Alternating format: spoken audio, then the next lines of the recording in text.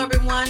Welcome to Real Dad Speak, a show where dads share their stories about being present in a child's life with the goal of raising responsible adults.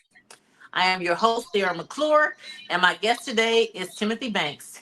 Tim and I met in 1998 through a mutual friend, Marcus Hill, and God rest his soul. And then later I discovered that Tim is a younger brother of one of my classmates from high school, this confirming that this is a small world. Tim is currently working as an investigator at the Detroit Police Department, and he's also a ballroom dance instructor. But more importantly, he is a proud dad. Today, I'm going to talk to Tim about being a single dad. So, welcome, Tim. Thank you for coming on the show. Thank you, Sarah. Thank you for having me. Appreciate you. I like to start off with some basic questions. So, the first one is in what city did you grow up in? Well, I was born in Detroit, Michigan, but raised in Ecorse, Michigan, downriver. Okay. And where'd you go to school? Detroit Public Schools, Jameson Elementary, McMichael Junior High, and Northwestern High School. How'd you Northwestern get Colts. from how'd you get from Ecorse back here? What caused that? A job or something? Or No, it's a childhood thing. Born in Detroit, and then Grandma took us to Ecorse, raised us, and it was time to start school. Came back to Detroit, went to school, and then Friday after school, we head to Grandma's house for the weekend and did our thing there, and then came back Sunday evening, got ready for school Monday morning. okay. All right. All right. So were you popular in high school? I wouldn't say popular, but just cool. I was just a cool You dude. was cool. Well known, but not pop. Just cool. I was All right. cool with everybody, got along with everybody. Had my share of trouble and fights, but for the most part, I was cool. All right. Did you play any sports? Played a little JV, junior varsity basketball. I played 1 year of varsity football. I ended up sick surgery. Only played 1 year. But I was Yeah. involved in drama club. I did a lot of stage plays, a lot of dance shows. I was in dance clubs. I wasn't a regular dance member of the dance team, but that was a cameo. They wanted some guys to dance with ladies. They trained me. We danced and we had a good time. All right. All right. So what did you want to be when you were growing up? Oh, you had to ask that question. Uh-oh, here it comes. You ready? Yes. Movie director, Warner Brothers. That was my dream. Warner Oh, Brothers. I thought you were gonna say something outrageous. Now, that is outrageous because I became the police. And I'm thinking like, how I Oh, come the police? I should be a writer, producer, director. What happened? It's a long you story. want So anyway, I wanted to be, to okay. answer your question, I wanted to be a movie director. I wanted to own my own studio. I wanted to go to Hollywood, work for Warner Brothers, learn how to make movies, write, direct, produce, a little acting, just to get my feet wet. And I wanted to come do 20 years there and come back here with my own studio, doing commercials, documentaries, and movies. It didn't And work what out. happened? My daughter came along, so I didn't want Oh, to leave. okay. All right. So, I mentioned that I went to school with your older brother. So, how many siblings do you have? 10, total 11, but I have 10, and add me, I'm 11, youngest of 11. Okay. So, are you guys close? I'm gonna say no. We love each other, we see each other and talk to each other, but not really close. I don't think we're close. What's your My si- Well, my sisters are my definition is close is like you hang out maybe 2, 3 times a month. You call each other every no, week. No. no, no. Are you My spread si- out my over the country, over the no, states? no. My sisters are close. I mean, we're a loving family, but we don't do a lot together. Now we did as children coming up. We did a lot of things together as children because grandma was here. But Right. grandma was in control. She was the general. She kept Okay. things in order, and the cookouts were at her house. Easter, Christmas, Thanksgiving, New Year's, Memorial Day, Independence Day, Labor Day. Okay. Everything's about grandma. When she passed away, it kind of slid off to the side. But you guys were what, teenagers or older when she passed away? We were adults. Yeah. Yeah. We all Okay. were adults. All right. So how many siblings do you have here in Michigan? I have three in Michigan here. And everybody else is in other states? Just one in California. Okay. Everybody, Where's the everybody else is rest? here. Where's the Everybody in rest? Michigan. Everybody's in Michigan. One brother in California. Okay. All right. So what did your parents do for a living? Because your grandma took care of you. Your parents were obviously working, I guess, right? But my mom worked in a department store called Crawley's back in the old days, located on Grand River and Oakman. My dad worked for the United States Postal Service, mail carrier. Okay. What type of activities did you guys do as a family with your mom and dad when you came home? I mean, Monday through Friday. Were they always at work? No, we did a lot of cookouts. We did Babalo. We did the state fair. We did the zoo, Cedar Point. A lot of church activities. A lot Okay. of community activities. We was involved in community service, helping the seniors. Involved in a lot of labor, painting, gardening, cutting grass, shoveling snow, raking leaves, and we help people in the church and in the community, particularly the elderly. Okay. So after graduating, what was your next move? Did you find a job, go to the service, go to college, pick up a trade? What did you do after high school? I went to college, University of Detroit. Okay. You say after high school you went to U of D. What was your major? Liberal arts major, and I had a major in communications, public relations, marketing, advertising, television, radio production, um, journalism. Okay, so you were going to be that director. You were determined to be a director on the Right. studio. Huh? What happened was I did 2 years just going to school, studying and working towards my degree. After the second year, I started doing co-ops and working what they call work study jobs. So odd jobs just to make change in your pocket while you go to school and get Right. your degree. So odd jobs could have been doing anything. Working in the mail room, working in the administration office, just odd jobs while you go to school. In the meantime, I was doing internships. And one of my internships was at WDIV TV4 on downtown Detroit. I was working with Carmen Harlan and Mort Krim and the crew. Okay. That Emery must have King. been that must have been fun. Yeah, it was very exciting. I thought I was on my way, but it's a major market. 2, 4, and 7, WJBK, TV2, WXYZ, Channel 7, WDIV, Channel 4. They're all major markets. They Right. want you to relocate and go to a small market and then come back Oh, and try your talent. You can't just walk in the door because you're an right. intern or co-op. They don't allow it. It's a rule. It's a stage. It's a level. It's levels into the game. Right. You gotta I get your wasn't feet wet. right. I wasn't willing to relocate anywhere because of my mother. I was the last youngest of 11. They all moved out. I was with my mother, and I couldn't leave. Okay. So I So changed careers. okay, what did you do? What do you mean what I do? What did you do since you couldn't get to the television station? What did you do? Oh well, I did a few TV. I had a few TV jobs. I used to work at WGPR. I was on radio Okay. and TV. And when I tell my story, they don't believe it because I'm a police officer. And I said, I used to be on TV. Like, what? I said, yeah, I used to be on the radio. I named popular celebrity people that I interviewed. So I was taking odd jobs here, but I wasn't trained skillfully. Uh, had I took the advice of Carmen Harlan and Emery King, relocated, I would have got more knowledge under my Mhm. education with that degree I had, and I would have came back. They would have hired me, but I didn't pursue it. So I stayed local. WGPR, worked for private production companies, shooting documentaries, commercials, different series. Those things went Okay. under, and rest is history. Like I said, in becoming police. Okay. So how did that happen? Who introduced you to law enforcement? Buddy of mine named George Crawford.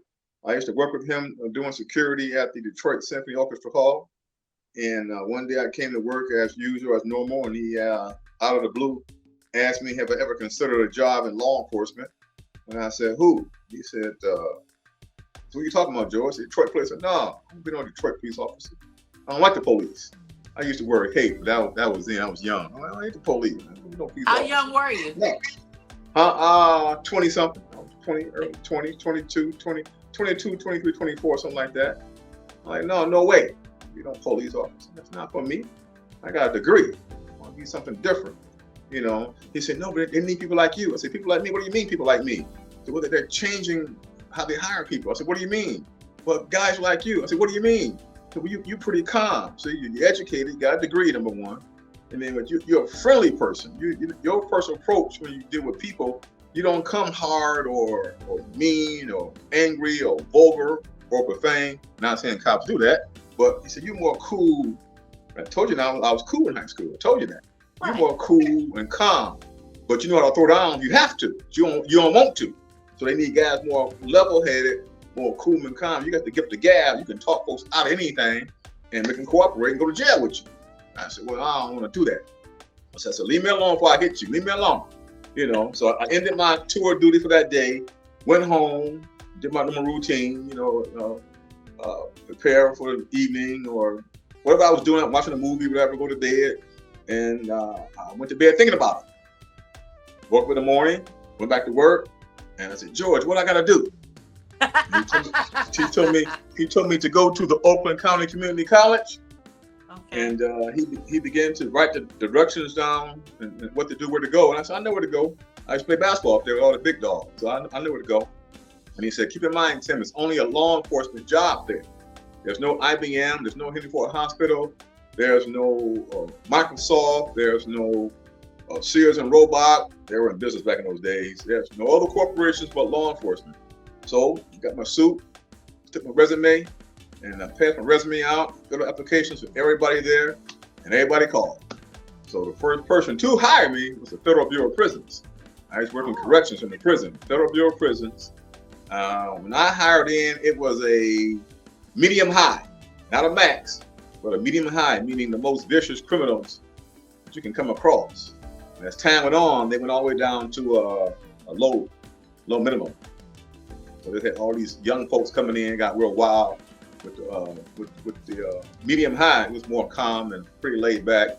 You had your fights and assaults here and there, but it was pretty much laid back. And then when the young folks came in, got kind of wild. But that time I was out the door, I was gone. So I've been in corrections. I've been on GPR radio and TV. I was a radio announcer. I was a TV talk show host. Matter of fact, before I got on the air with you, I was saying I got to retire from the Detroit Police and get back on radio. I just said that, then I punched in and I hooked up with you. Got to get out of Detroit Police, get back on radio. Okay, all right. So, do you consider yourself a workaholic? No. Workaholic is defined as a person who loves the work. I don't love the work. I work because I have to. Again, I didn't make it to Warner Brothers where I can do my own thing. So now I got to work for somebody else because I have to. I had 2 kids, child support, and then I had their activities going on. I had my activities going on. And you had food, clothing, and shelter. You had to pay bills. I worked to pay the bills, but I never really enjoyed the work compared to the dream that didn't come to pass. That was my dream. Writer, producer, director, Warner Brothers. That was my goal. I always loved movies. Always loved commercials. Always loved comedy shows, cartoons, everything. And as a child, I always remember Warner Brothers Presents. I'm like, one day I'm working for them. It didn't happen. It's going to happen. I'm working on a screenplay now, so it's going to happen. It's just that towards the end of my lifetime, I'll get one screenplay in, and they'll pay me. All right. So when did the first baby come in? Were you still in college, or was that after you finished college? Finished college. I'm sorry. Go ahead. No, I said when did the first baby come along? I finished college and I was working. I'm trying to remember where. I got so many jobs, and I finished college. Had a job. I can't recall what job I had. I had so many. I always had 2 jobs. I've been working since 12 years old, and I always had 2 jobs since 22. So I was working, and daughter came along. Of course, I was at Orchestra Hall because I was there 27 years.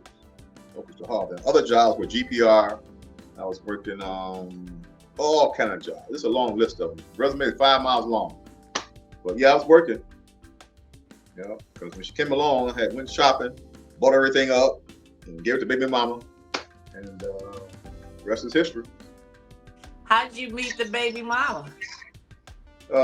Being cool, flirty. I keep telling you, I'm a cool On the dude. job? Well, I was working security at Orchestra Hall, and they sent me to the Fox Theater because Okay. the boss ran a Fox Theater and Orchestra Hall. Orchestra Hall, you worked outside, Right. so I got the opportunity to work the Fox Theater inside. I'm like, yeah, I go to the Fox Theater because I'm tired of working outside. It's cold. So she pulls up looking for her brother. Said, excuse me, I was outside taking a break, get some fresh air. Said, excuse me, I'm looking for my brother. She described him. Do you know so and so, so and so? So I don't know that guy. And she described him. I said, oh yeah, I know who he is. Well, I brought his pants. He left his pants, and you can't wear no other color but black. They don't allow you to work. So I'm bringing his pants so he can work and get paid. I said, oh, okay, I'll give it to him. Then from there I started flirting. I asked her, her name. That's what she married. You got a boyfriend? Were you dating? No. I said, will you be my friend? She said, yes. Gave me the number, started dating. Bam. Daughter came along. Yeah. Did you want to get married to her? One time I did, yes. Okay. And that didn't pan out. All right. So It didn't after pan your out. It didn't pan after out. you had the first daughter, did you think about, having more kids? Did you want? No, I was done. At least I thought I was. I was done. Okay. I was done. And then when I became a cop, again, I'm a cool guy. I'm a cool cop, cool person.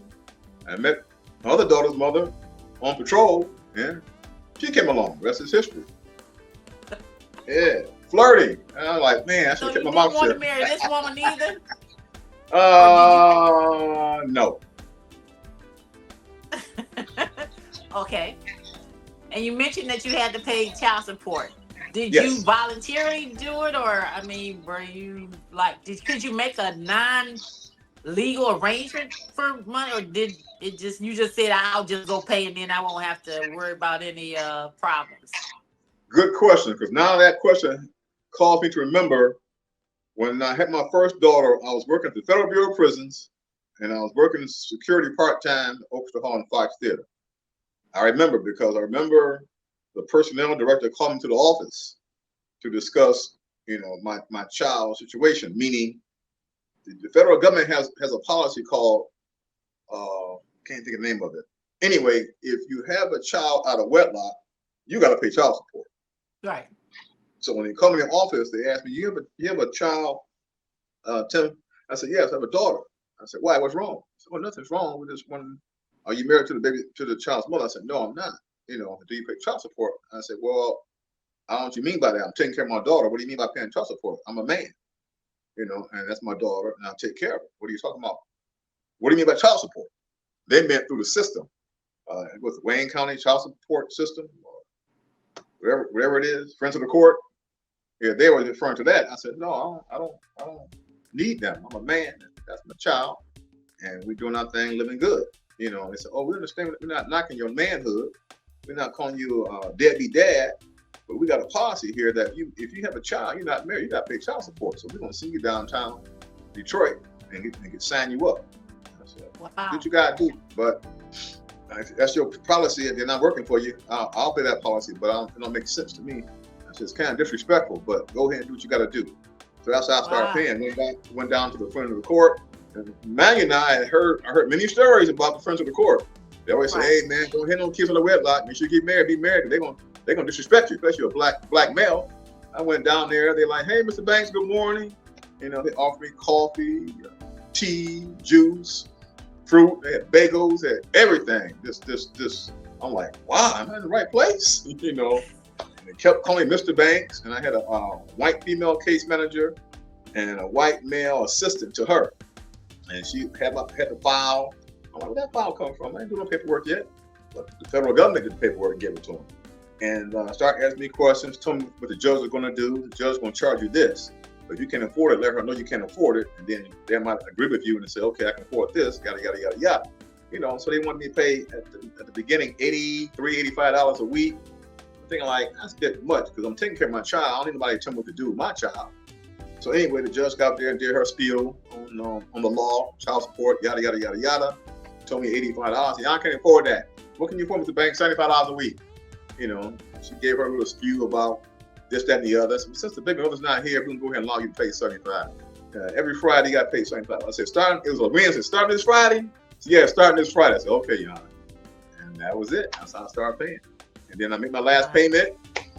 Before I made my last payment, I went down there in person and to sign off 30 days in advance. I said, Mr. Banks, what you doing down here? I said, oh, come to make sure everything's okay. I said, no, you don't have no problems. No, everything's done on time. Been late, and you're good to go. And as a matter of fact, we're going to give you a letter. We're going to send you a letter of completion in 30 days. As a matter of fact, we're going to do it now. So they gave me a letter in person, then 30 days later, give me a second letter. And I went down there again to make sure. I went down there and said, Mr. Banks, you're good. You're free. You're good. So child support wasn't bad. It was the fact that the job, Federal Bureau of Prisons, United States federal government, that's their policy. If you work for us and have a child of wedlock, you got to pay child support, sir. I'm like, okay. So that's how that went down. I mean, I made it. It wasn't bad. It wasn't like a... Now your second daughter, you didn't have to go through the system though, right? No, they left town. Oh. They left town, so it was that's a different story. They left town and I lost contact, and then bam, popped back up. So she live with me now. My youngest live with me now. Okay. Yeah. All right. And you say you don't want any more children? No, I'm 61, going on 62 in 2 months. I'm a granddad. I got 4 grandkids. They all look like me. So baby mama mad, baby daddy mad, everybody mad. They all look like me. And I'm ready to retire and write my stories and spend time with grandkids.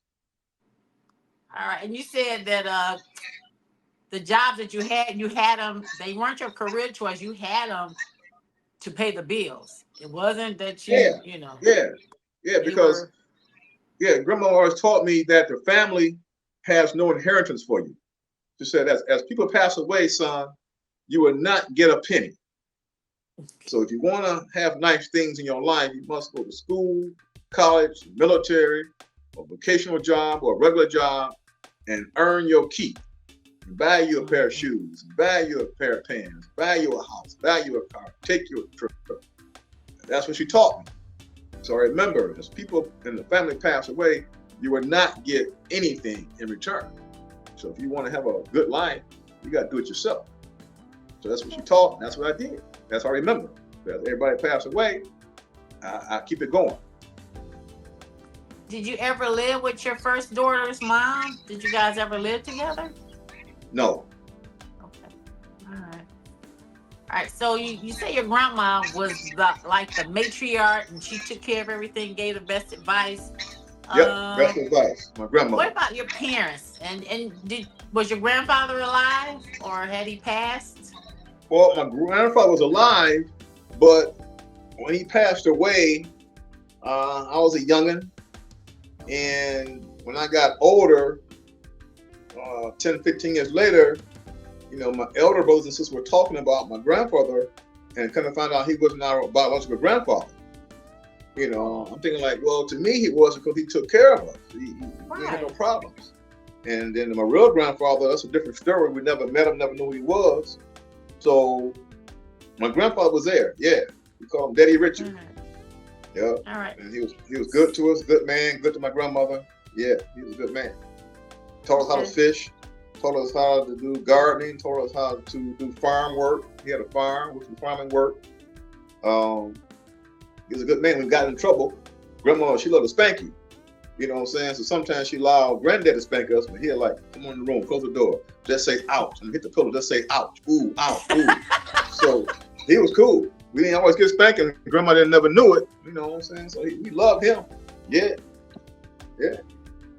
Did he ever give you some advice about, when you matured and like when growing up, like how to handle your money or, Well, the advice was more like general labor, working, be a man and work and take your responsibilities. Again, gardening, the farm, he taught us work habits. Get a job, get a career, go to school, go to the military, do something, make something out yourself. Stay out of trouble. Don't end up in prison. Obey the law. You know what I'm saying? Obey the law of the land. Do right by people. So. Now, what about your dad and your mom? What kind of advice did they give you coming up? Same? Well, my mom, she was, being the youngest, I was spoiled. So if I got picked on, so mom, they bother me, and she'd get with her. You see what I'm saying? So as time went on, everybody was gone except my brothers that's over me, and she was always helping my homework. So if I had to do an assignment, I was stuck somewhere, I would say, Mom, what does this word mean? So how do you spell it? And I said, I don't know. So tell me how you think you spell. Write it down too. So I would write down what I think how it's spelled. So, okay, get the dictionary and look it up and see if you can find it under your spelling. If I did, I look it up, read me the definition what it means. So I asked her what it means. Now I found out for myself. If it's not spelled right, you can get close to it and find the correct spelling, make the correction on that spelling. So she taught me to do ask the question, but you do the research. Right. And then she taught me organization. So being young as 11, I didn't have a room. I had a drawer, maybe, whatever, I was the baby of the family. They called the baby, so I was always pampered. When I got older, I get a drawer. She taught me how to organize my one drawer. Then I get a dresser or a chest and share the room with a couple of brothers. She taught me how to organize my corner of the room. Then everybody moved out. Most people moved out. I finally had a room with my brother over me. And once again, she taught organization. Every time a move was made, organization kicked in. And then she said, well, son, eventually you get your own room, and I'll teach you how to organize your own room. And from there, you'll be okay. So when that happened, she came in and showed me how to organize my room. And one of the things I remember about that organization is always have a spare drawer for miscellaneous things, you call it. We call it today a utility drawer. So some extra stuff you kind of just not need on a daily basis. Might be an extra bill or miscellaneous things. Could be whatever. It could be whatever extra. And I have one to this very day. I'm 61, going on 62. I have that organization in my entire house now. So here's a quick story for you, police related, Detroit Police. I'm a school officer, school ranger. So it's me, Officer Melvin Tooney, Officer Tiffany Goodman. I forgot my flashlight, something, whatever I needed for patrol. I said, hey, we got to go to the house, get my flashlights. Okay, bank. So right back. I'll be going in. So they came in, I went to get my flashlight, came back out, back on patrol.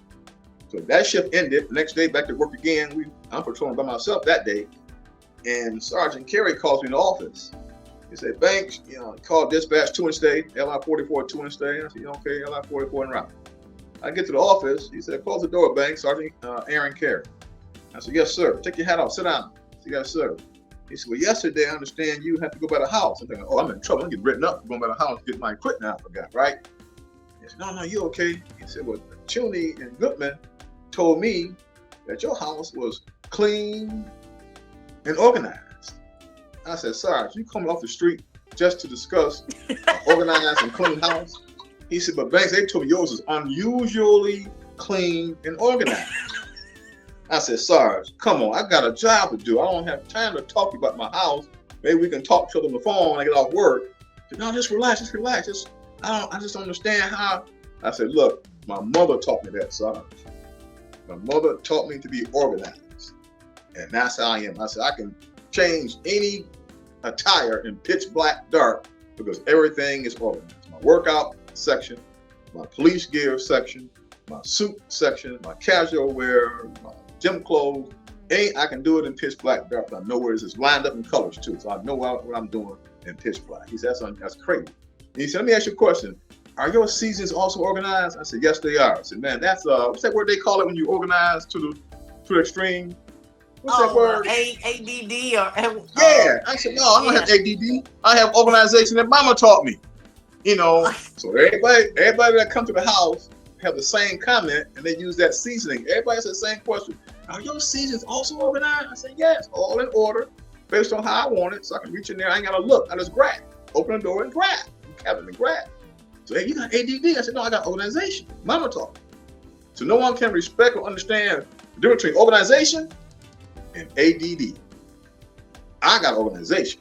Nothing to do with ADD. I Okay. never heard of it until they asked me about it. I never heard of it. I always been organized. You know, matter of fact, I had a girlfriend who said, you know, you're too structured. I can't be with you. I'm always organized in everything I do. As an investigator, I was always organized. Boss say, Banks, whatever you do, you manage your time. You know, when you finish the end of the day, clean your desk off. So that's what I did. Came to work, boom, boom, paper scattered, did my cases. End of the day, put everything away. So when people come walking in, hey, how does this guy sitting here? Everybody else's desk is all, you know, crazy looking. This guy's all organized. You know, they challenged me. Who are you? I said, check my stats. And you'll see what kind of investigator I am. I said, now, if you do a citywide investigation or check or research, you will find that I am number 1 through 10 of all investigators, including homicide. I am number 1 through 10. I said, now I'm nothing less. I'm not higher than 10, and not less than 1. So what comes before 1? 0. No one ever get that joke when I say that. I'm never less than 1. I'm never past 10. Do your research. Call the judges. Call the prosecutor. Ask him about Tim Banks. Yes, sir. He turned some good cases in. We like him. All right. You know, just call the prosecutor. Call the judges. They'll tell you. Oh, he tight. We like his stuff. He is clear. We understand what he's saying when he's writing, and we have no problem with him. Okay. And they all leave me alone then. Now that's your mom's jewel that she gave That's you. come from my mother. Right. That came from my mother. Right. That what came jewel from did my your mother. dad give you? My dad always say, stay off drugs, stay off the streets, don't be hanging around, bothering people, doing wrong, stealing, causing trouble, committing crimes. Stay out of trouble, stay out of prison, stay out of jail, obey the police. I said, okay, Daddy. That was his thing. Stay off the streets. Stay off the streets. Do right. Did you have certain friends that he's like, oh, he can't come around here. You can't be around this person or that person? Or did you just know who to hang around with and who not to hang around with? No, all my guys were pretty cool until they got older. All my guys were pretty cool. We was a tight group from my block. We were a tight group until they got older. They started going to prison and committing crimes. And I was already on my way. You know, I was involved in church a lot, community activities, family activities, job activities. Like at Channel 4, had a basketball team, and played on the basketball team there. I was always active. I stayed active because as a child, we always played sports.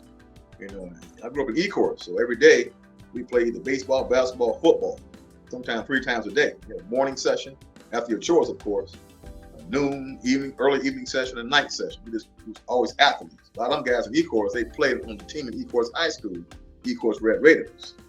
You know, and I didn't play much sports back in Detroit when I came, but I was going to school. I knew I wanted to be a Hollywood writer, you know, screenplay writer, script writer. So, I went into sports like that. Your friends that end up going to jail later, did they go to school or did they drop out of school? You said they started going to jail. Do you know what contributed to that? Was it unemployment? Drugs. Did they have baby mamas and play drugs? Drugs. Both of them dropped out. Yeah, both of them dropped out. One friend, he ended up selling for a local drug dealer, and when it came time for the drug dealer to collect his money, the drugs was missing. He smoked the stuff up. You know, so they got into it. Shootout occurred. He killed 2 people, shot the drug dealer. I think the drug dealer shot him, but he survived, but ended up getting killed in prison. Other guy ended up selling drugs with a guy. They got into an argument, and my friend killed that guy. He did 12 years in prison, and then I think he got some more time in prison because we don't know what he did when he was in Jackson. We believe that somebody was bothering him. He got on back because he was a little bitty guy. We believe that's our assumption. There's no truth to it, but he never told us how he got more time past 12 years. We believe he committed an act in prison because he probably got, had some problems with somebody that was bigger, maybe even tough. He was a little bit tough guy. He was my bodyguard all the way through childhood. You know what I'm saying? Wow. But that's what happened. So, and like I said, I was in college at that time, freshman at UAD. Active in the church and school. I was part of the public relations, student public relations society. I was in this broadcast group called Alpha. It's a broadcasting fraternity.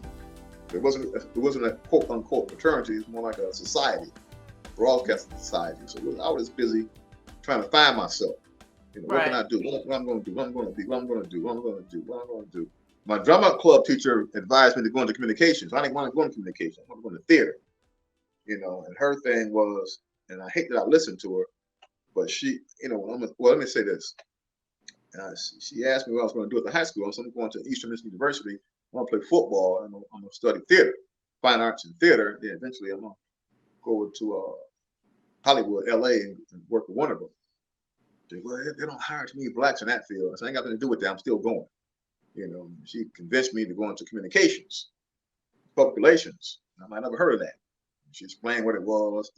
I looked into it. I studied it for a while. I'm thinking like, I don't like this. I want to go to Warner Bros. So I stayed in communications, got into broadcast, television, radio, journalism, which was cool. But my heart was always into working for Warner Bros. And again, when my daughter came along, I knew that was it. I'm not going to be going to Warner Bros. Anytime soon. So again, I Now, got some scripts coming up. now I'm with going your to sell to with them. your now with your first daughter, did you spend a lot of time with her? How often Yes. did you get to see her?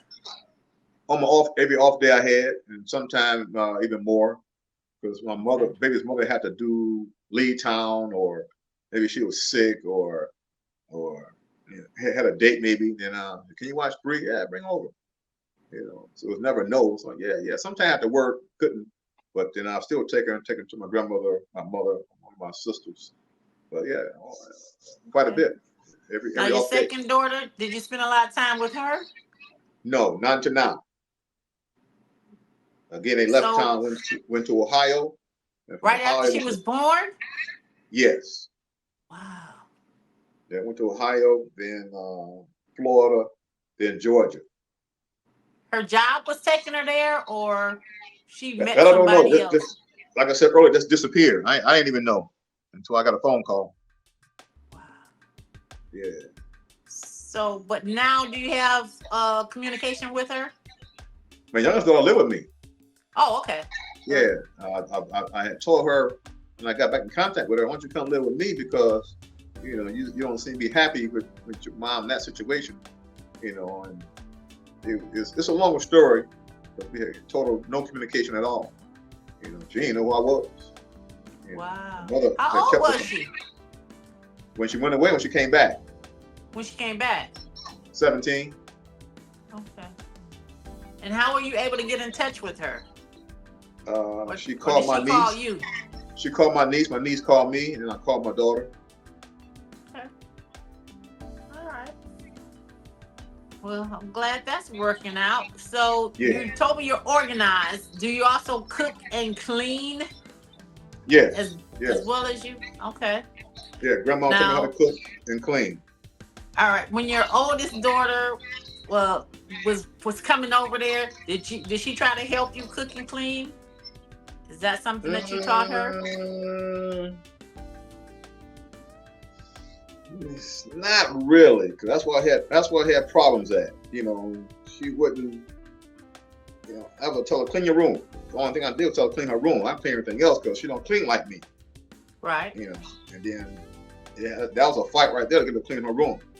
Eventually she would come over and call herself cleaning, but she's through in 20 minutes. And I'm like, how you through cleaning this house in 20 minutes? It's gonna take me 2-3 hours. That's impossible. And then she's on the phone while she's cleaning. That's when we don't do phones when we clean. Right. So either put the phone down, clean right, or just don't clean and stay on your phone. So my thing is, I just like, look, just stay out of my way. And I did all the cleaning, I did the cooking. When she got older, she cooked, but I don't think she cooked good as me. Right. Definitely don't clean. Nobody clean like me. No woman clean like me. It's just the way it goes. Okay. All right. So, do you believe that doing chores as a child can become beneficial as an adult? Yes, it can, especially for a man. For a woman too, but especially for a man, because like my grandmother told me, at a young age, I think at 8, I was taught how to paint, cut grass, gardening, was hoeing gardens, cutting grass, they call it line edging, Mhm. cutting shrubs and bushes, all at 8 years old. At 8 years old, that's what we're doing. She taught us how to build a homemade barbecue pit because she had a homemade barbecue pit. She didn't go nowhere and buy nothing. She made it from scratch. She taught us how to Wow. do that. So when we got older, we was able to build barbecue pits, we were able to hoe gardens, cut grass. So we made money cutting grass, raking leaves, painting houses, cleaning out garages, basements, attics. And those things my grandmother taught me. She taught me how to check the oil, pump gas, and change a flat tire. So when I tell my story, people I say, well, Tim, you always told us your grandmother taught you. What did your dad ask? And my mom got divorced when I was in kindergarten. You know, he was a drinker. He was always drunk. So, and she took us under her wing and showed us how to maneuver. You know, so as Mhm. we got older, she would teach you different things. At this age, you taught this thing, and next thing you know, you're 12 years old. You know, you start teaching how to cook as early as 10, 12. You know, because she got tired. I said, look, I got to start cooking your own sandwiches. We can do sandwiches since kindergarten, but she started Right. trying to cook meals. You know, breakfast, start with breakfast. You know, she taught us that, the ins and outs, how to control the fire, you know, how to low, high, yada, yada, yada. And then as I got in my teens, she said, well, son, I'm going to teach you how to do everything a woman can do in case you never get married. She told me how to thread a needle. So I get a tear in my pants and shirt, I can thread my needles and sew my pants, shirt, whatever, coat, jackets, whatever was torn, which I still do this very day. How to clean, how to shop, how to wash, do laundry. So I'm thinking to myself, well, I'm getting married. I need to learn how to do this. But okay, we couldn't talk back. We couldn't tell her, well, I don't want to do that, grandma, Right. which we didn't call her grandma. She didn't like the word grandma. She liked the word. Her name was Martha Horn. She said, call me Mama Ma. That's what you call me, or else I don't answer to you. I'm your grandmother, I'm your mother's mother, but call me Mama Ma. So you call her Mama Ma or Mama. That's what she liked to be called. So she told me that she was going to teach me everything a woman can do in case I get married. I'm thinking, back in my mind, I'm getting married, so I ain't got to worry about learning how to do all that. You know. But I couldn't tell her that because, you know, the talking back in those days wasn't Right. going to be allowed. So I learned it, and I look back to this very day, and I thank God that I was taught, not being ever been married. But I just came from shopping. So I cook, clean, everything. Yeah. I take care of myself. Okay. So did so you had all these chores when you were younger, Yes, and you tried to teach your daughter how to tried do to. some of these things, but Didn't she want to do just it. wasn't. Because when you go from one house, if it's structured at one house and it's not structured at the other, you're gonna tend to say, well, we don't do that over here. We don't do that. Right. Yeah. So did you have to go through that, or somebody Yeah, I said? mean, because when she got older, you know, she come through the door, you know, and just throw a purse here, jacket here, shoes. Whoa, whoa, whoa, whoa, whoa, whoa. You wipe your feet and take your shoes off. You know, your purse, go to your room, your jacket, go in the closet. Right. You know, now keep in mind now, I'm organized. People think I'm crazy. Right. I'm organized. Even my front door closet, everything's organized the same way. So she'll take a hanger and pearl jacket the opposite way of what I got. I'm like, I don't say anything to her. I just take it and Turn it somebody turns it down. around. Banks, that's just too much. I say, that's my house. It's my house. And I paid for my house, not you. You can't tell me what's too much in my house. You can't do that. So anyway, I'm thinking like, and I told her, I said, when you get older, I'm not coming to visit you because you're unclean. So Wow. she get older, move out, you know, I go to her house, it's unclean. Unclean. It's not Oh, clean up to your standards. It's not it's unclean. It's not just not clean to my clean. standards. It's not clean to nobody's standards. Oh, It's not okay. clean. Now my thing Okay. is, as youngins, we took what we was taught and we moved on within our lives with it and grew with it. See what I'm saying? Right. My kids, I can't speak to other kids, even though I see those other kids too. Mine don't take anything and grow with Mm. it. They don't see the big picture. And I told my youngest Yeah. one, I said, the day gonna come, you're gonna regret turning that job down, making 55 grand a year, 2 minutes from the house, and compared to that other job you took, making slave wages and slave labor. You're gonna regret that because in 5 years you could have had $250,000 invested through my financial advisor, but you will see the time come. Mm. They don't listen to nothing. They Okay. think they know everything. Don't know nothing. So you say that you believe that the chores are beneficial. When now, one of the reasons I hear you saying, "Well, did I know?" You don't have to pay somebody else to do it. You Right. know, today Right. a lot of homeowners are women. They Yes. said the majority of homeowners are women. But if Yes. they were taught, how to cut their grass, how to trim, they wouldn't have to pay landscapers. They wouldn't have to pay the guy to shovel the snow. If they learn how to paint, there's a lot of money saving ways in learning how to do the things that you're talking about, and True. that would But be you got to remember. beneficial. But you say your kids didn't want to listen, Right. You got to remember. I'm from the old school, so girls and boys were taught certain things. The right? girls were taught the same thing, but they was taught more like dusting, and which we did also. We dusted. We did the dishes. We mopped. We vacuumed. We did everything. I mean, we cleaned the whole house upside down. Christmas time, spring break, Easter break, we did our thing. Not just our house, but we did. Great grandma was alive. We took care of her. Great aunt, great uncles. We were the kind of kids we called our people and asked if they need anything. Oh Right, yeah, come on by. And we didn't get paid. All right. right. It was what we were supposed to do as boys, Mm-hmm. you know. So when we got older, the reason why I'm saying yes, chores is important as a youngin'. When we got older, we were still taking care of our elders, but we Right, were charging the non-family members. We were charging them. So right, we made money painting, cutting grass, shoveling snow, cleaning out garages, cleaning out attics, cleaning out basements. We made money. We right. even got so smart, we would go to the corner grocery store, local grocery store, and walk women and elderly people to their car with their groceries, helping them out. And some who walked to the store would have you walk them home. Now, flash, flash forward, they going to the store not robbing the women. Yeah, You understand where I'm going with this?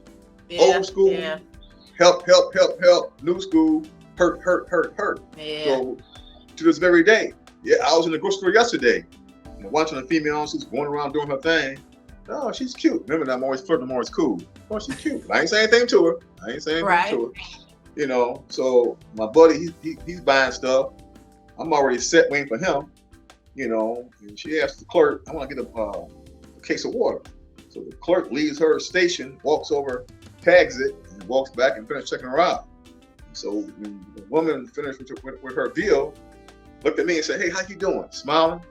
I said, "You need help with your water?" I said, "Yes, I do." So I carried her water to the car for her, and she thanked me. I said, "Take care," and I walked away.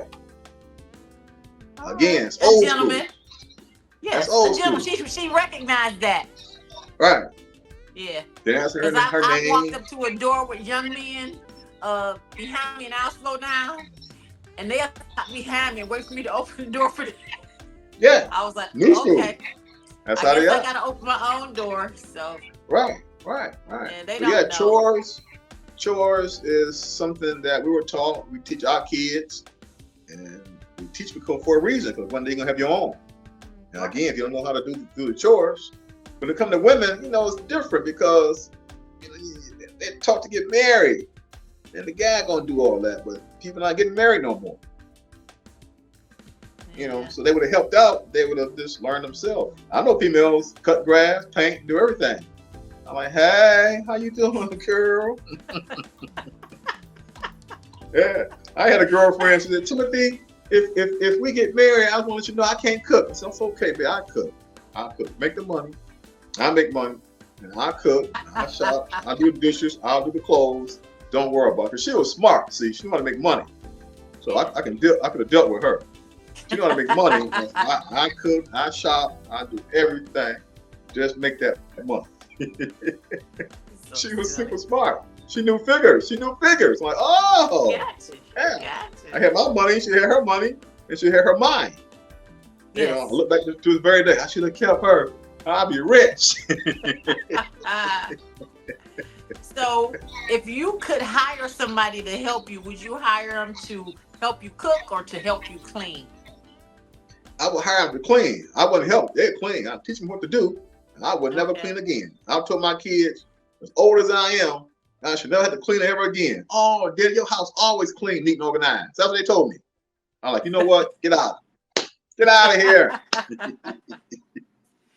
If I you couldn't could believe she said choose, that. Your house always neat, clean, and organized. In other words, I ain't got to clean your house. You straight. You take care of everything. Oh, man. You know what I'm saying? I got you. They So look if out you for could Daddy. choose, Yeah. They should be here right so now cleaning my house. You feel me? Because that I was my feel goal you. today. Get off work, clean the house, get ready to talk to Sarah. That was my goal. I went shopping well, and I didn't have thank time to you. clean. Thank you. Yeah, yeah. So, I gotta so clean. I listen. gotta clean. I gotta clean behind them. Is that something? I gotta clean behind them. I'm like, hey, hey. Oh man. I'm like, Lord, let them make some money and get them out of here. That's my prayer. And they know how I feel then. You know what I'm saying? I should have to clean Yeah, my house. you don't really want them to leave yet, do you? Yeah, Oh, okay. yeah. Cause see, my mother, grandmother, you didn't see them clean. We clean. True. They trained Yeah. us, so we did. But they did their job already. Trained Right. us. We took over. Mom cooked. We cooked the dish. We cleaned the dishes. Cleaned the kitchen Right. every day. Yeah. We had They don't assignments do that. every day. Yeah, kids don't do that. Right. They'll sit there and say, "I get it in a minute." In a minute to be the Right. next day. Yeah. Right. Yeah. Yeah. Okay. Okay. On the phone. Okay. That means now. Okay. Okay. Right. And still talk on the phone. Yeah. It's different. It's different. Yeah. It's a new day and time. Tell So. everybody. Yeah. Millennials. Yeah. Yeah. So if you could choose anything to do for a day, what would it be? Ooh, I'll probably be dancing. I'll probably be Okay. out dancing, doing my moves. Yeah, women love me. I'm a good dancer. All right. Aside from necessities, what one thing could you not go a day without?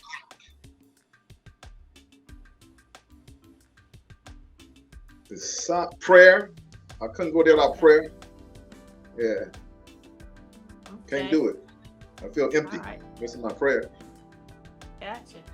That's my If you energy. could go, if you could go back in time, what year would you travel to and why? I can't think of a year. Hmm. Yes, I can. Let me see. I want to say 78. I think I was 16. The reason why, because the question always come up, if you can be stuck at an age, what would it be? I said 16. So, oh, you can't go to the club, you can't go drink. I said, I'm not going to the club no way. I don't drink no way. But 16, I got my license. Want to go somewhere, I borrow your car. I gas it up, clean it up, give it back to you. I ain't got to pay no bills. I play basketball every day and do my homework. I'm good. And you got to go Okay. shopping and cook, not eat your food. I clean up after that. I ain't got to go shopping. Unless I walk to the store for you because you missed something.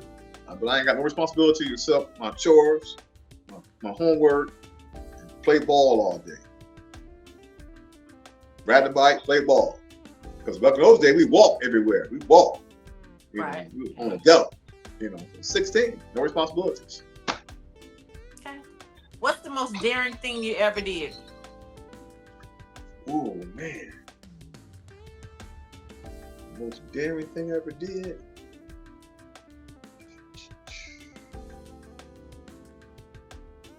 Just okay if you can't think of something. I'm trying to think. I'll go to the next question. What's the Okay. craziest thing you've ever did in the name of love? Ooh, crazy thing I did in the name of love. Oh my Yes. goodness. Oh my goodness. That's a good question right there. Man, I can't think anything on top of my head though. Okay. Uh, Next question. other than buy flowers and gifts to somebody. That's not crazy. All right. That's Did you that's that's no- ever that's no- that's normal and regular, huh? Yeah, yeah. Did you I ever can, wonder if you were doing enough for your daughter, when you had to send her back home and she'd be gone? Did you ever think about, am I doing enough for her? well, my oldest child, I don't think like Yeah. that because my youngest one, I feel that way all the time Okay. because of the distance. You know what I'm saying? Being born, you know, mama taking her away, not knowing who I am, and then boom, she pop up. Attitude. You know, So it's like Okay. she said she have a hard time. She don't talk about it, but I can look at her and tell she have a hard time. And I explained to her, How, hey, how, how did you keep your oldest daughter busy? she was playing basketball. Yeah, she was playing All right. basketball. So taking her practice, taking her games, um, church, family activities, school activities. You know, Um, and, did yeah, she, you did either of your daughters ever ask you a question that it was just too difficult for you to find an answer to, or yes, both very of them asked me. painful to answer? Yes, both of them asked me why they didn't marry their mother, and that was very painful to answer because it's an adult thing. Right. You know, it's an adult And thing. they were kids when they asked you, right? No, they were adults. Oh, That's what I'm saying. They were adults when they asked, "How can you marry my mama? How can you marry my mom?" They want to know why how can you not together to have a family? That's bothering them. We're not together. And that's a societal thing too. You know, you go on. I tell my friends and powwows, men and women, it's hard to have your daughter not with you, your child not with you, because you're not with the baby mother. That's a hard thing. They learning stuff over here. I'm teaching a different way. Who you right. believe. So my oldest one went through that too. My mama said this. I said, what did I tell you? What did I tell you? Now, you got to understand right from wrong.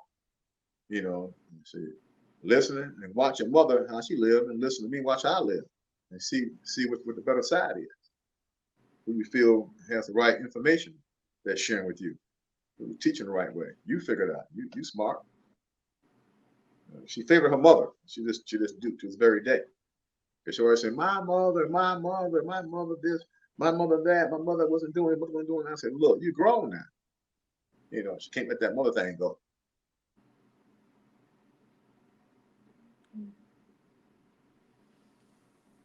Um, so because you're youngest, you said you felt like you was missing something. Well, you know you Yeah, were missing something in her life because she was away and she really didn't right. get a chance to. Did you have to like stay on your knees praying a lot about it? Did you have to go to counseling about it? I mean, how did you deal with the fact you have a daughter, but her mom moved away and you can't even interact with her? The first answer, I kept praying, and then she popped up. Okay. But people understand, prayer is the key. It's the key. So you Everything else didn't will be have to go counseled. through the court system to try to Mm-mm. get I, I, visitation or. I, I prayed and knew God would bring her back, and He did. He brought her right back, and she moved with me. She lives with me right now. Okay. And she was explained her situation too about the conditions with her mother. And she was mad because her mom was kept information. I said, don't blame your mom. Blame me. It's my fault. Don't do that. Your mom was a good woman. Nice person. It's my fault. Okay. So look at me as at fault, but you got to still move on and work from here so we can have our thing. But she's still angry. I see her every day. But each day she's loosening up. She's getting more comfortable. She's 25 now. So, and I kind of wish it was different because she's very talented. Very talented. She's into rap, R&B, writing, and dance choreography. And she showed me her stuff. I'm like, man, and my nephew's in the business, and I told her, you need to go to California with your cousin. He said, gonna come there, then he'll take care of everything else. But she don't seem to understand that. I don't know why she just thought, okay, let's go. I think she want me to finance everything. Oh. So she can go. I said, no, you go with him. I got the money, but you'll build from there. She made the comment, I'll do it by myself. No one makes it by themselves. No one. Every job I ever got, somebody helped me get that job. Every single thing. I So accomplished. she's I kind had of like thinking like it's abandonment again from when she lost you early and she just don't want to lose you again, I guess. So it's kind of hard for her to leave you. You think that might have something to do with it? Mm-mm. Nope. I No. think personally by just getting to know her when she moved in, that you gotta have the ambition and dream. Okay. Remember, my goal was my dream job was Warner Brothers. Go learn everything I can from them and come back and build my own studio and produce movies, documentaries, commercials, yada yada yada. I don't Right. want to go to California forever. I want to go and learn and come back. So you gotta have that go getter. They call that a go getter attitude. You gotta go get Right. it, not coming to you. Nothing ever came to me and said, "Here you go, you can do this." I have to go out and get it. Right. So I teach them they gotta go get it. Got the And talent. she's not showing signs of that. She's not showing signs of determination. Okay. Sacrifice. Mm-hmm. Go do it. Right. Go do it. You be the next Paul Abdul. She got the skills. I see her stuff. She sends me her stuff all the time because she know I'm Wow. going to send it to my nephew who's in the business. My nephew is a major force in the music industry in Cali. He Wow. play drums. He produce. He write music. He got a co-Grammy with one of the girls from Glee, the Glee program. She made a song. He wrote. Bam. Got a Grammy. And Wow. he's Beyonce wanted to hire him, but at that time he was at Michigan State University. He was on P Diddy's show. The P Diddy make it to the band. He actually won, but they gave him second place. I said it's politics, man. Don't worry about it. I had told him everything he ever done, every competition he ever done since four, he won first place. Wow. When the P Diddy show got second place, but I had pre-warned him and his mother. So don't be surprised if you take second place. I don't know why I said that, but he ended up taking second place, and they kind of threw him off.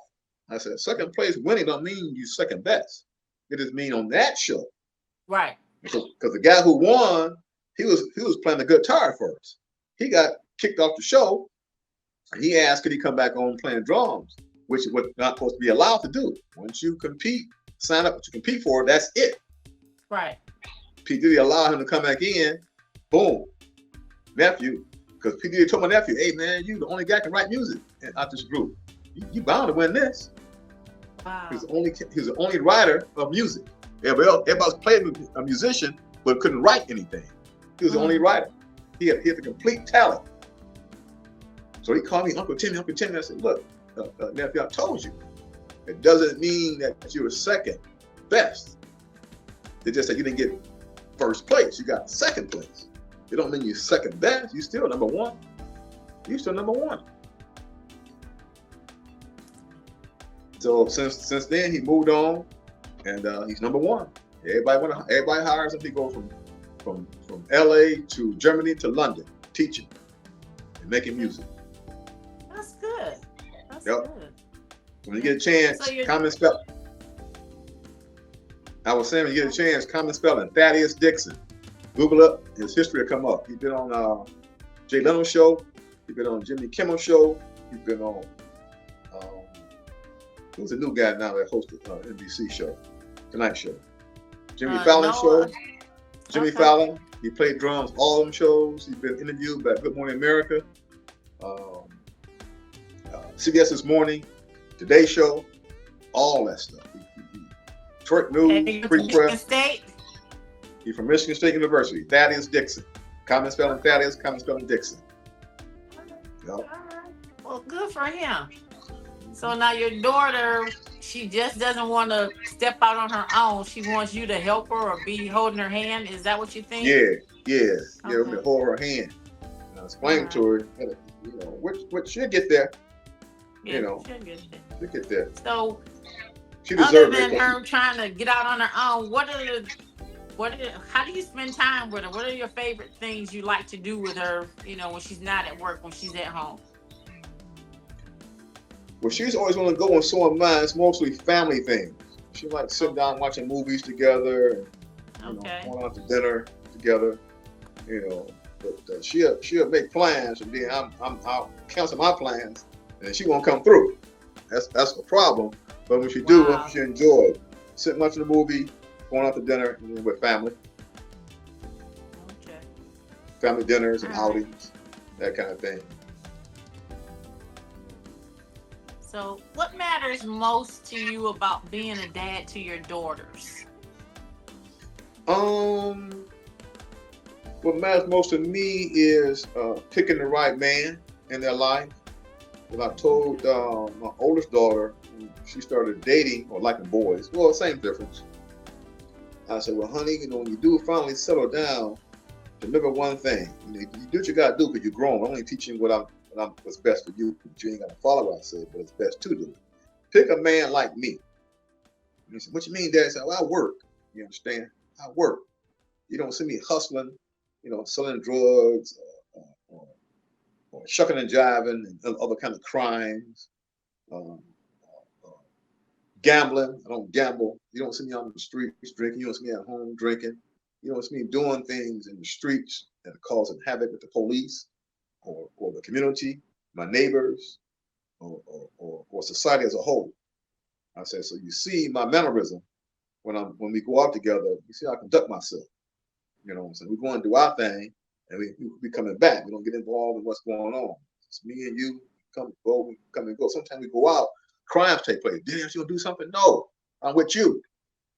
I'm off duty. I cannot take action. I don't have no backup. I don't have my vest on. Uh, you might get hurt in the process. We're going to call the police and we're going to keep moving. So I try to teach them, get a guy like me. If you decide to get married, get somebody like me. I'm not out here. You don't see me. I don't catch no cases. I have no domestic violence cases. I don't have no issues with nobody. If you got a problem with me, then you got a problem. With everybody like me. Mm-hmm. If you don't, you got a problem. Anything go down with me, and who bothering Banks? He don't bother nobody. Everybody want to come and find out what's going on because Banks don't bother nobody. That includes Detroit police. If something happened, write him up for what? He don't do anything wrong. Then the person got to pull back. It always happens. And that guy, he helps everybody. He's a senior officer now. He helps everybody get their job done. Even the new cats, every now and then stop me. Hey, officer, excuse me. You've been on for a long time. Can you give me some advice? He said, young officers coming to me. I don't ask them anything. They come to me. And I give my advice. My advice is back each other up and learn your job, learn how to do it well, and make rank. Go high as you can go. Read general orders. Follow orders from the supervisors. Do your job the right way. Don't cut it short. Don't halfway. Do it thoroughly the right way, and you'll survive. That's what I tell them. Because I don't care if you got a problem with somebody, back them up. You got to back them up so y'all can go home. Let's keep their job to go home. Make it home. Do your job well, professionally. But yeah, it's interesting now because I'm a senior guy now. I go to a training. I'm one of the oldest cats there now. I'm like, man, I don't know nobody. All new people, Sarah. It's crazy. I'm the old dude. Like, wow. And I didn't want to stay on the job that long. I took out pay child support, make a last payment. I'm walking. Good. Banks, you keep saying you leave and you need to stay here. God got you here for a reason. So you need to stay here until you figure that reason out. But you ain't going nowhere. Yes, I am. Working downtown, 10th floor prosecutor's office. I gotta go. I can't be here. I gotta go. I got other things to do. Oh no, you can't go nowhere. I tried to leave. I don't know how many times. You can't go. Wow. So that was then, but now it's retirement time now. So I'm day to day. Okay. So, do you think you would have the same relationship with your children if you had two boys? If I had two boys, I think it would be different because they're boys. And my powwows with the fellas, with the women, both together, I always say boys are different because they more or less take stuff in and they go out and execute what you tell them. At the same time, they think about what you tell them about, don't do this, don't do that. They might do it, but you've been told not to do it. But they know I gotta be a man. They'll probably be more closer, looking out for me, I think. Because they always told me girls always close to their dad and boys close to their mom. And neither one are close to me. Wow. So it hurts. It hurts. Mhm. Yeah.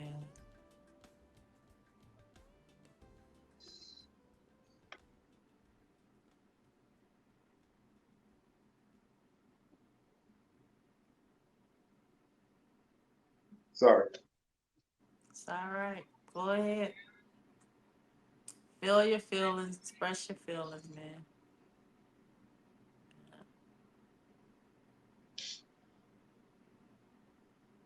The boys are different. They take things in. They take action. They try to work on an agenda or a program or desire. They are more ambitious to try things to seek and achieve. You know, yeah, that's what I believe. Yeah. What What would be your perfect day? What would a perfect day with your daughters be like? Um, Perfect day, probably just having a meal, talking, and sharing their feelings and desires about whatever's on their mind. My oldest daughter used to always call and ask me advice on everything. And I would give her the advice, and then 'cause she was grown then, and I would say, "But you Hmm. decide what's best for you. But this is what you should do, or this is how this should go. This is the way you should angle you should take. But it's my advice. You ask me a question, I answer it, but you decide because you're an adult now. Just breaking bread and talking. Sometimes just talking. Uh, Having a conversation either on the phone in person and just sharing things. What they're going through and giving advice how to overcome. That's a perfect day because it's time together and it's communication. You know, that's for me a perfect day. It's not always about spending money because they get that. Bought them both cars and everything. And it's cool to be able to say, I got my daughter a car. You know, it's a blessing. You better buy my daughter a car, buy me a car, and keep it moving. It's a blessing. So, but yeah, just to have time to get to talking, try to figure things out, what direction they should go in, this, that, and the other. Yeah, it's a beautiful thing. Um, what's the hardest part about being a single dad? Um, I would say, not having the wife, say the child's mother, and discuss any issue as a family is hard because I'm gonna again the Yeah. daughter come to me for advice, you know, and she might go to the mother for the same advice, but you don't know what the mother is responding because you're not together, Right. So that's hard. I always wish that would have been married. You know, didn't happen. I was raised to get married, have kids. You know, ah, I didn't go that route. Because I didn't listen to everything. That's how I was Right. raised. Get married, and she get married, and she get married. Okay, okay, okay. And I didn't get married. They grown now, but I Right. still look back and wish I was married.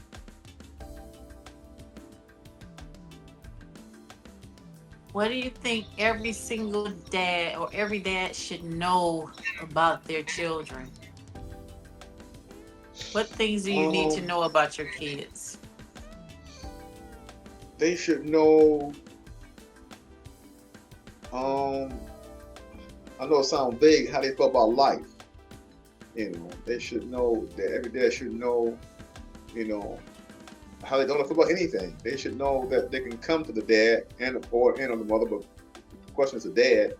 About how they feel about things. To be able to share with that daughter. Again, what direction to take, uh, what school to go to, what job to take. Eventually, it's going to be their decision. But just being there for them, you know, to help them in whatever is on their mind, to help them through. Because with my grandmother, we used to go to my grandmother and ask questions, and Mhm. she give the advice. A lot of times she just gave advice because, again, we had stages and levels in life. We came up, she taught this. We got older, she taught this. She got older, she taught. She kept teaching. And then when I look back on my life, I always say I thank God for my grandmother. I had somebody to go to Right. because even before my mom and grandma passed away, I was taught how to cook. I'm exploring now, cooking different things I wasn't taught. So I would call them. How long do I, you know, cook so how long do I do this? And they tell you. So for a daughter to be able to call her dad and ask anything, and that dad has an answer.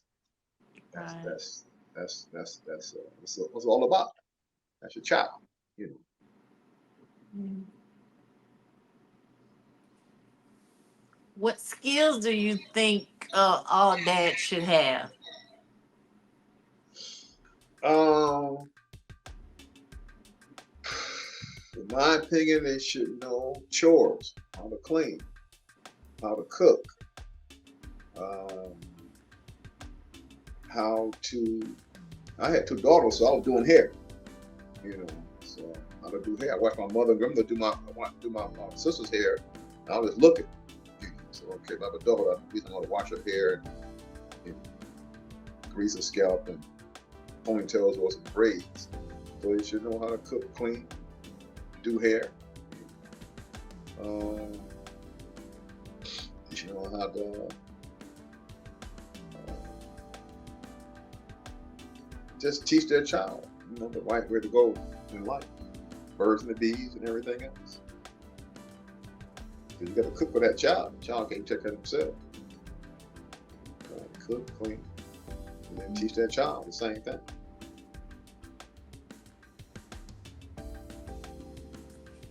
How do you show your daughters love?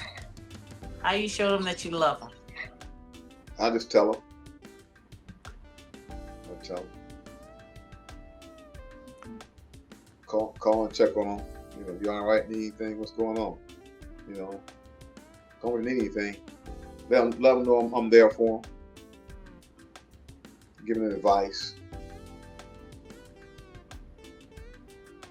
Giving them advice. Like I said, I buy the car. And so I explained to them about the oil change. So back in the old days, it was 3,000 miles or 3 months if it came first. And now they got new technology. You can go 5 months, 5,000 miles. Yeah. I'm old school. I still do 3,000 miles, 3 months and get the oil change. That's just me. Right.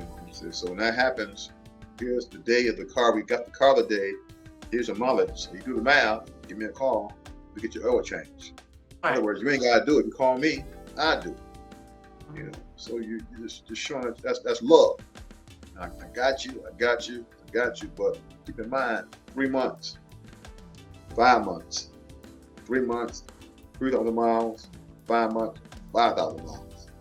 So that way, when they become a certain level of life, may not be here, they know what they was taught, so they can continue on doing the right thing based on the car, based on the house, based on your neighbors and community, based on your job and your conduct. Period. And my grandma would tell me, be careful out there, behave, but you never know who I know.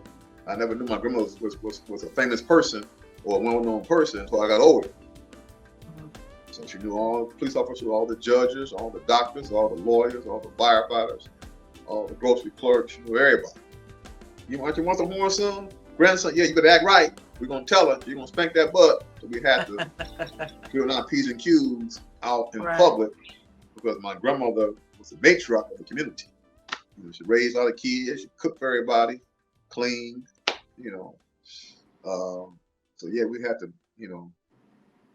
we did something. We knew we was getting them to get home because they would make a phone call. Yeah. Well, those are the good old days. Yeah. Mm-hmm. All right, we're going to take a break here. Stay tuned, everybody. We'll be right back to Real Dad Speak, talking with Tim Banks. Don't go anywhere.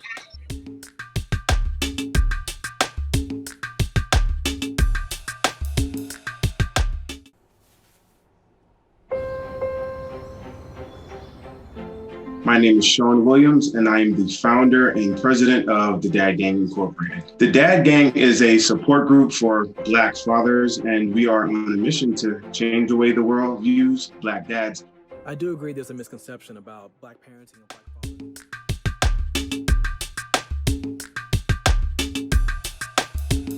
Welcome back, everybody. Real Dad Speak. We're speaking with Tim Banks about being a single dad. He has two daughters. He is an investigator at the Detroit Police Department, and he also teaches ballroom classes. So, Tim, we've come to the part of the show where I ask you what I call my final 5 questions or a fill in the blank.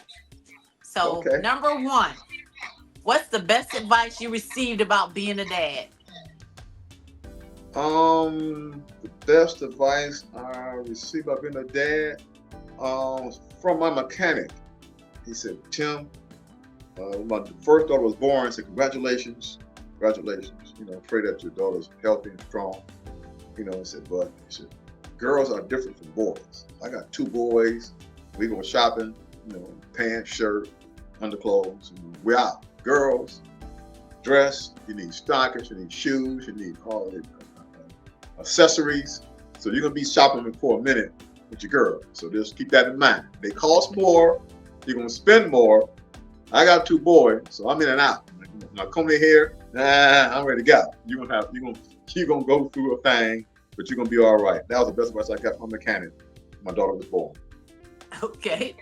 Number two, would you want to marry? Would you want your daughters to marry a man like you? You already said you would. Yes. And why? Because. Why? Why? Because. Go ahead. No. Why do you want them to marry a man like you? Because, again, I mentioned that earlier how I told my daughter, settle down, make sure you get a guy like me.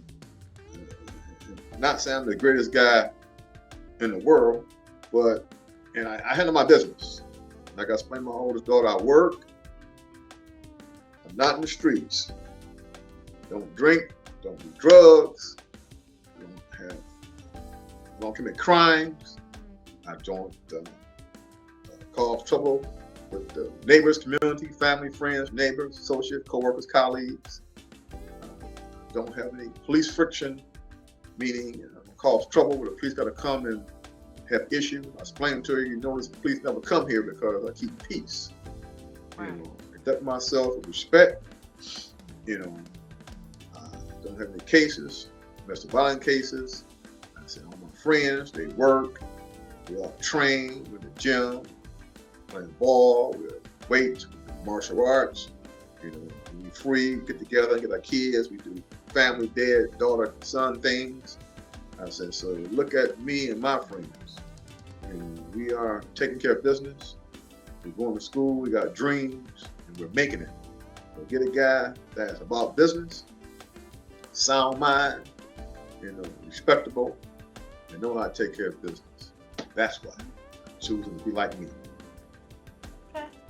Number three, would you rather have endless money or endless love? Ooh, I'd rather have endless money. Okay. All right. Number four, if you had to pick a subject to teach young ladies for one day, what would you teach them? I would probably teach them about how boys really are, or how boys are and what to look out for. So it'd be a teaching or a lecture on males and how they think, how they act, their conduct, their perspective, so you can be wise in your association and communication and relationships with males, boys, and when you become ladies with men. That's what I would do. Okay. And number five, fill in the blank. The key to happiness is blank. The key to happiness is understanding, in my opinion. The key to happiness is understanding. because you have to understand what you want within yourself, from yourself, how to conduct yourself in society, with family members, neighbors, your community, your job, and opposite sex. So the key to happiness is understand. You have to understand what you're about, what life is about, and what to expect to get out of life. Some people are born into this world, and I say they just exist without understanding why they're here. So the key to I'm happy because I understand why. Things I've been through and taught, I understand why. And it all began with my grandmother in the church. So it's basically understanding. Everybody don't believe in God, but God created heaven and earth, and the rest is history.